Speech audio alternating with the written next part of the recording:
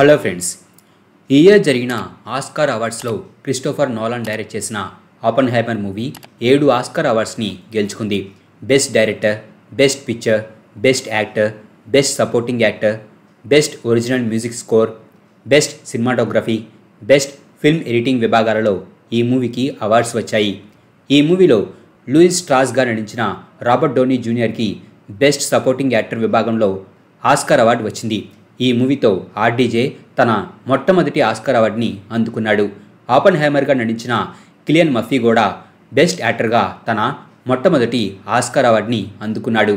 ఇక poor things మూవీలో Bella బాస్టర్గా నటించిన ఎమ్మా స్టోన్ బెస్ట్ యాక్ట్రెస్గా తన రెండవ ఆస్కార్ అవార్డుని అందుకుంది. ఇంతకుముందు 2017లో వచ్చిన లాలా ల్యాండ్ మూవీకి గాను ఎమ్మా స్టోన్ బెస్ట్ యాక్ట్రెస్గా తన మొట్టమొదటి ఆస్కార్ అవార్డుని గెలుచుకుంది. అలాగే బార్బీ మూవీలోని what was I made for song best original song విభాగంలో ఆస్కార్ అవార్డుని దక్కించుకుంది. అండ్ ఈ అవార్డుని ప్రకటించే సమయంలో last year best original song అవార్డుని గెలుచుకున్న నాటు నాటు సాంగ్ని స్క్రీన్ పైన ప్లే చేశారు. The boy and the heron అనే animated movie best animated feature movie విభాగంలో ఆస్కార్ అవార్డుని అందుకుంది. అలాగే Godzilla -1 movie best visual effects విభాగంలో ఆస్కార్ అవార్డుని గెలుచుకుంది. ఈ మూవీని కేవలం $12 మిలియన్ నిర్మించారు. ఇక best costume design award poor things మూవీకి గాను హాలీ వ్యాటింగ్టన్కి వచ్చింది. ఈ అవార్డుని ప్రజెంట్ చేయడానికి జాన్ సీనా న్యూడ్గా విన్నర్ పేరున్న ఎన్వలాప్ని అడ్డం పెట్టుకొని స్టేజ్ మీదకు వచ్చాడు. అండ్ ఈ విభాగంలో నామినీస్ల లిస్ట్ చెప్పేటప్పుడు లైట్స్ని ఆఫ్ చేసి జిమ్మీతో పాటు కొంతమంది స్టేజ్ పైకి వచ్చి జాన్ సీనాకు డ్రెస్ని తొడిగిన తర్వాత అతను విన్నర్ని ప్రకటించాడు. ఇది చూసిన అక్కడ ఉన్న వారందరూ కూడా చప్పట్లు కొడుతూ బాగా నవ్వుకున్నారు. అలాగే యానిమీ ఫ్యాన్స్కి, ముఖ్యంగా డ్రాగన్ బాల్ ఫ్యాన్స్కి ఒక సాడ్ న్యూస్. ఈ విషయం ఇప్పటికే మీలో చాలామందికే తెలిసి ఉండవచ్చు.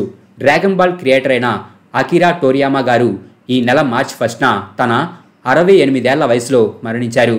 అతని ప్రొడక్షన్ కంపెనీ అయిన బర్డ్ స్టూడియో ఫ్రైడేన Akira Toriyama sensei acute subdural haematoma వలన చనిపోయారని ప్రకటించారు. చాలా మందికి యానిమీస్ని పరిచయం చేసింది అండ్ యానిమీ ఫ్యాన్స్గా మారేలా చేసిన యానిమీ డ్రాగన్ బాల్. నేను కూడా నా లైఫ్లో ఫస్ట్ టైం చూసిన యానిమీ డ్రాగన్ బాల్. అండ్ ఈ యానిమీని ఇన్స్పైర్ అయి మరెన్నో యానిమీస్ క్రియేట్ అయ్యాయి.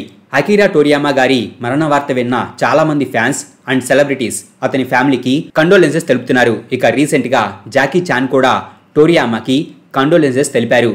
చైనీస్ మైక్రో బ్లాగింగ్ ప్లాట్ఫామ్ అయిన వీబోలో Jackie Chan Akira Toriyama sensei so many classic వర్క్స్ని క్రియేట్ చేసినందుకు థ్యాంక్ యూ, అవి ఎప్పటికీ నిలిచే ఉంటాయి, రెస్ట్ ఇన్ పీస్ అని రాశాడు.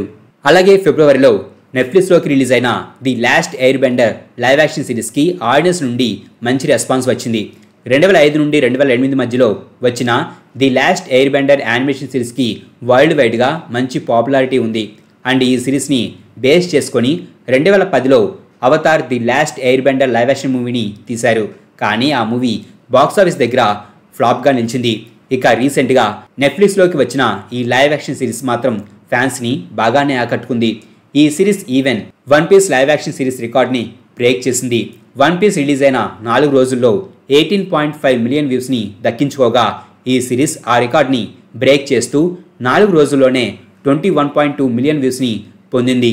దాంతో Netflix Avatar the Last air Bender series నుంచి మరో 2 సీజన్లు రాబోతున్నాయని అనౌన్స్ చేసింది.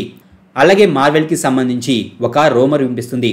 ఈ రూమర్ ప్రకారం మార్వెల్ స్టూడియోస్ హ్యూజ్ జాక్మన్ని డెడ్పూల్ 3 మూవీ తర్వాత మళ్ళీ తన వాల్వరిన్ క్యారెక్టర్లో సీక్రెట్ వార్స్ మూవీలో నటించమని అడగ్గా హ్యూజ్ జాక్మన్ అతను ఆ మూవీలో నటించడానికి ఒక కండిషన్ పెట్టాడు.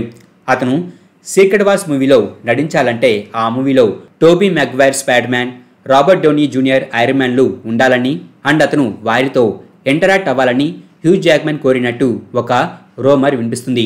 అండ్ ఈ రూమర్ వచ్చింది కూడా ఫేమస్ స్కోపర్ అయిన my time to shine hello నుంచి కావడంతో ఇది నిజమైతే బాగుంటుందని ఫ్యాన్స్ కోరుకుంటున్నారు.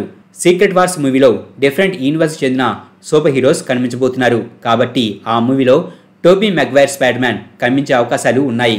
అలాగే ఒకవేళ Robert Downey junior iron man కనిపించిన అతను డిఫరెంట్ యూనివర్స్కి చెందిన ఐరన్ మ్యాన్గా కనిపించవచ్చు. అండ్ ఇంతకుముందు doctor strange in the multiverse of madness movie టైంలో ఆర్డీజే సుపీరియర్ ఐరన్ మ్యాన్గా కనిపించబోతున్నాడని చాలా రూమర్స్ వచ్చాయి. అండ్ చాలామంది ఫ్యాన్స్ కూడా ఆర్డీజేని సుపీరియర్ ఐరన్ మ్యాన్గా చూడాలని కోరుకుంటున్నారు. సో మార్వెల్ కనుక ఫ్యాన్స్ కోరికను తీర్చాలని అనుకుంటే దానికి ఈ సీక్రెట్ వార్స్ మూవీనే పర్ఫెక్ట్ చాయిస్. ఈ రూమర్ నిజమై ఈ ముగ్గురు ఒకే మూవీలో ఒకే ఫ్రేమ్లో కనిపిస్తే మాత్రం ఫ్యాన్స్కి పండగే. మా ఈ వీడియో మీకు నచ్చినట్లయితే ప్లీజ్ లైక్ చేయండి, షేర్ చేయండి. మా ఛానల్ని మీరు ఇంకా సబ్స్క్రైబ్ చేసుకున్నట్లయితే ప్లీజ్ మా ఛానల్ని సబ్స్క్రైబ్ చేసుకోండి. అలాగే మా వీడియోస్ నోటిఫికేషన్ రూపంలో మీకు ఎప్పటికప్పుడు అప్డేట్స్గా రావాలంటే పక్కనున్న బెల్ ఐకాన్ క్లిక్ చేయండి.